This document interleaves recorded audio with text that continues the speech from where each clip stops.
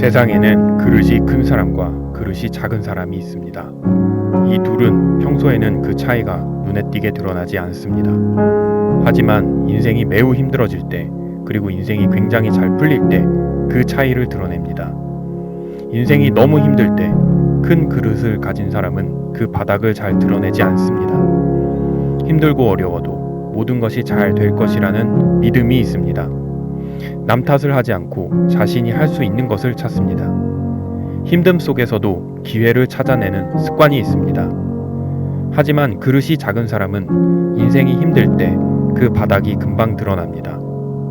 힘들다는 이유로 금세 포기하고 자신은 잘못한 것이 없다고 억울해합니다. 그리고 다른 사람과 사회에 그 탓을 돌립니다. 이런 사람은 반성할 줄 모르기에 당연히 성장할 수도 없습니다.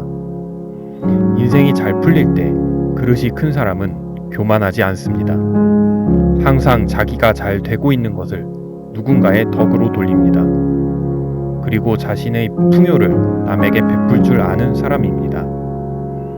반면 그릇이 작은 사람은 조금 인생이 잘 풀린다고 교만해집니다. 그리고 자신이 잘된 것은 모두 다 내 덕이라고 생각합니다. 돈을 함부로 쓰고 말도 함부로 하고 행동도 함부로 합니다. 그래서 잘 풀리기 시작한 인생이라 할지라도 그것이 오래가지 못합니다. 그릇이 큰 사람은 지금 비록 미미한 영향력을 끼치고 있다고 할지라도 결국 우리 사회에 좋은 영향을 끼치게 되고 사회가 발전하기 위해 꼭 필요한 사람이 됩니다. 반면 그릇이 작은 사람은 자신만 알고 자신의 이익에 집착합니다. 그래서 운 좋게도 지금 좋은 직책과 물질적 부를 가지고 있다고 할지라도 결국 자신도 망가지고 주변의 다른 사람들까지 어려운 상황에 처하게 만들어버립니다. 기회가 왔을 때 그릇이 큰 사람은 크게 성공합니다. 하지만 그릇이 작은 사람은 작게 성공합니다. 인생에 힘든 시기가 왔을 때 그릇이 큰 사람은 잘 될 것을 미리 알고 그것을 기꺼이 맞이하고 감사해야 합니다. 반면에 그릇이 작은 사람은 인생의 골짜기에서 주저앉고 남 탓하고 오래도록 괴로워합니다. 오늘은 그릇이 큰 사람들의 삶을 대하는 태도가 무엇인지 알아보겠습니다. 첫째, 그릇이 큰 사람은 감사하는 버릇을 가지고 있습니다. 삶의 아주 사소한 부분부터 나를 괴롭히는 것들에까지도 감사하는 버릇을 가지고 있습니다. 반면에 그릇이 작은 사람은 상대방의 아주 작은 실수도 민감하게 반응하고 지금 누리고 있는 것들에 대해서 감사할 줄 모르고 불평, 불만을 늘어놓습니다. 감사할 줄 안다는 것은 마음속에 사랑과 연민이 있다는 것입니다. 역으로 감사를 연습하면 마음속에 사랑과 연민을 키울 수 있습니다. 마음속에 사랑과 연민이 있는 사람에게는 더 많은 사랑과 연민이 모여듭니다. 때문에 감사할 줄 아는 사람에게는 더 많은 감사할 것들이 모여들게 됩니다. 특히 감사할 줄 아는 사람이 주변에 많아지게 되고 정신적으로 풍요로운 삶을 살게 됩니다. 그래서 물질적인 풍요로움은 덤으로 보너스처럼 따라옵니다. 반면 그릇이 작은 사람은 마음속에 감사한 마음이 없고 그래서 사랑과 연민이 없습니다. 이런 사람들 주위에는 그들과 똑같은 불평불만이 많은 사람들이 모여듭니다. 끼리끼리 모인 이들은 서로 가진 것을 질투하고 빼앗으려고 호심탐탐 노리는 인생을 살게 됩니다. 그릇이 큰 사람은 인생 자체가 천국인 반면에 그릇이 작은 사람은 아무리 노력하고 뼈 빠지게 일해도 지옥 같은 삶을 벗어나기가 힘듭니다. 둘째, 그릇이 큰 사람들은 뒤에서 남을 칭찬하는 습관을 가지고 있습니다. 사람이 없는 곳에서 남을 칭찬하면 인복이 많은 사람이 됩니다. 직접 누군가로부터 칭찬의 말을 듣게 되면 아부를 한다고 오해를 살 수도 있습니다.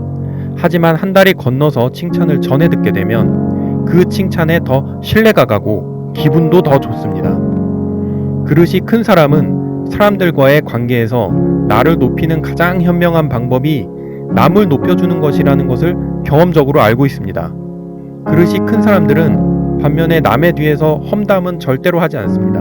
제3자를 거쳐서 욕을 먹으면 앞에서 욕을 먹는 것보다 훨씬 기분이 나쁘잖아요. 뒤에서 험담을 하는 것을 계속하면 그 누구와도 친밀한 관계를 유지할 수가 없는 불행한 인생을 살게 될 것입니다. 사람은 누구나 장점이 있고 단점이 있습니다.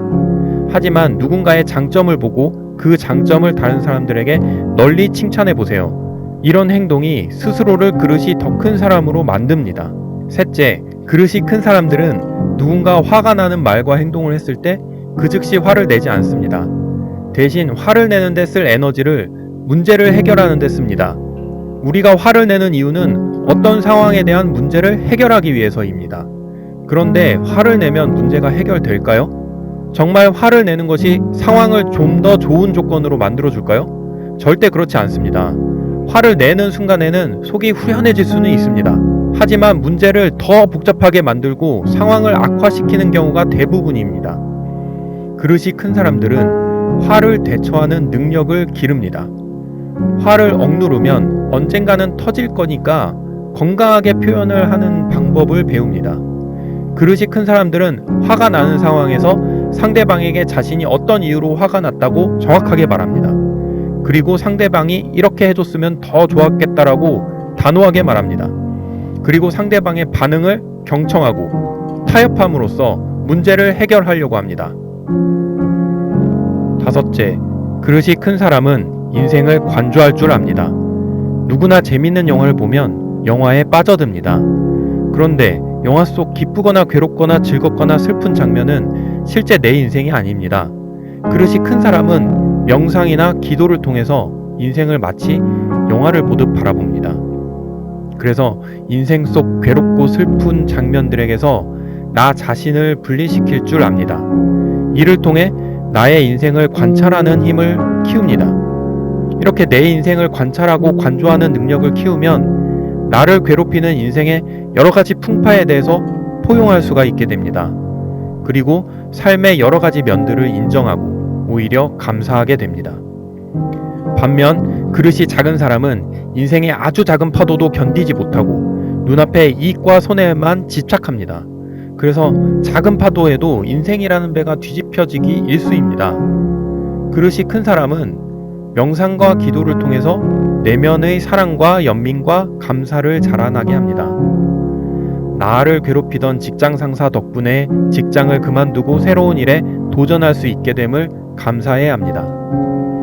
주식 투자를 통해서 내가 가진 돈을 날림으로써 비로소 돈을 쫓지 않고 돈이 나를 쫓아올 수 있게 만들었음에 감사합니다. 병을 얻음으로써 내 마음을 다스려야 내 몸을 다스릴 수 있음을 알게 되고 그래서 감사해야 합니다.